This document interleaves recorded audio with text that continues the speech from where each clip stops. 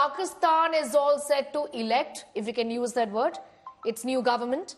A new prime minister. Counting of votes is underway. In spite of the army overshadowing the elections, jailed Imran Khan's PTI-backed independents were leading in a number of constituencies across the country, giving a tough challenge to former Prime Minister Nawaz Sharif's PMLN in its stronghold of Punjab, which sends almost half of the representatives to the National Assembly. Imran Khan himself shared an image depicting emerging trends from the ongoing vote count, with PTI-backed independent candidates leading in 125 seats, followed by Pakistan Muslim League Nawaz in 44 seats, Pakistan People's Party in 28 seats, MQM in 9, JUI in 4. All the results so far are unofficial and may drastically change as counting progresses. Key contenders in the election include former Pakistan Prime Minister Nawaz Sharif, his daughter Maryam Nawaz, Nawaz Sharif's younger brother and former Pakistan Prime Minister Shehbaz Sharif, Bilawal Bhutto, the chairperson of Pakistan People's Party.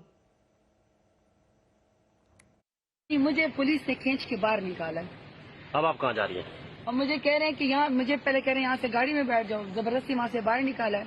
मेरे पास 200 polling का जो है वो result है, मेरे पास form 45 है और मेरी 82,000 वोट है, और जो मेरा मुकाबल है महमूद कादर उसके 26,000 वोट है और मेरे पास 626 पोलिंग का रिजल्ट रह गया। मैं इस वक्त जो है वो 90% से ज्यादा रिजल्ट हासिल कर चुकी हूँ, जिसमें मेरी 40,000 से ज्यादा की लीड है, लेकिन मुझे नहीं दिया जा रहा। मुझे आरओ के दफ्तर में भी बैठने नहीं जा रहा, यहाँ तक कि मुझे पुलिस ने खींच के यहाँ से बाहर निकाले। अब मुझे कहते हैं यहाँ से भी जाए वरना तुम्हें खतरा है, और आपको समझ नहीं आ रही। अब पता नहीं कौन सा खतरा है, मुझे नहीं पता। अब मैं कहती यहाँ से भी जाए। Mia Zishan Arif, Pakistan journalist, now joining us from Lahore. Thank you so much for your time. I want to ask you what's really going on, because one would expect that given the kind of turmoil the country has been in and that the elections also refuse to settle it, there will be tensions, because we don't have any clarity just yet at a time when Imran Khan has come out and said, see, it's my party that has emerged victorious here. Yes, well, the situation seems so in Pakistan right now.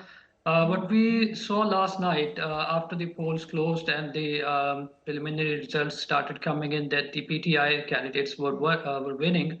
But now the situation seems to be changing in the favor of PMLN. Something happened last night.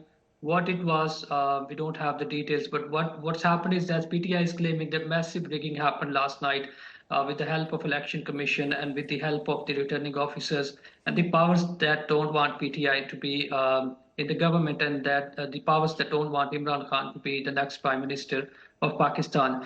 And the drastic effect of that we saw just this morning when the stock market opened. It has already lost 300 points.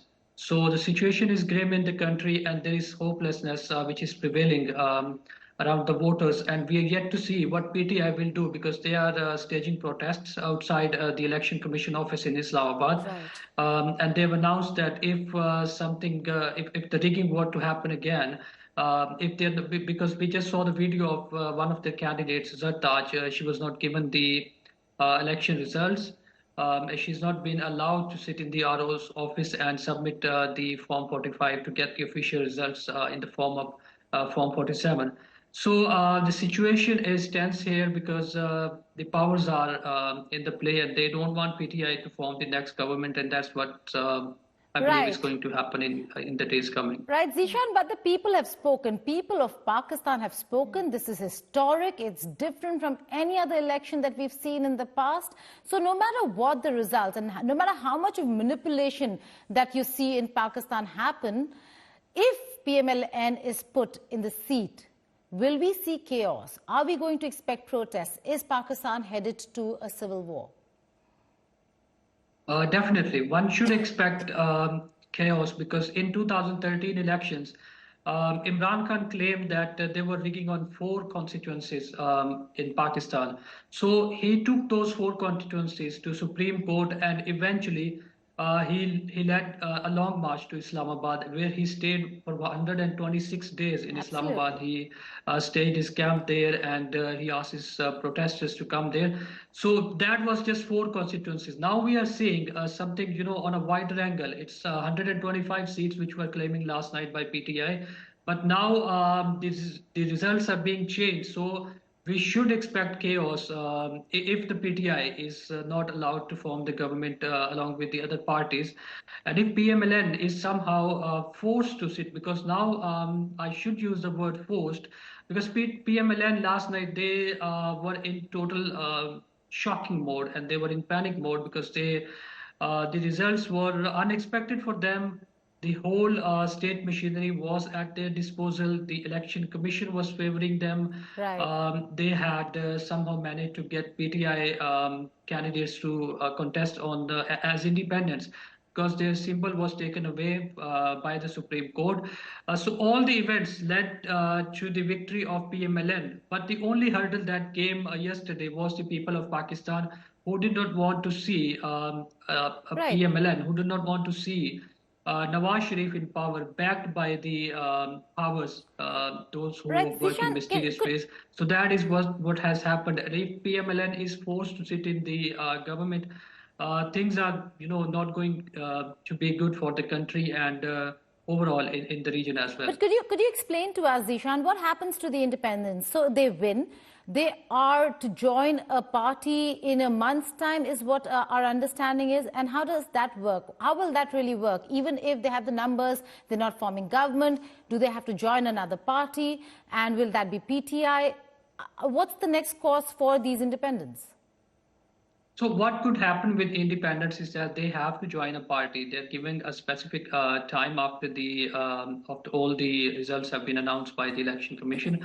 So they have to join a party in order to get the reserve seats. So now elections have been held on the 265 constituencies, but there are a total number of seats in the National Assembly, which are 336. Yes. So in order to get the reserve seats, they have to join a party.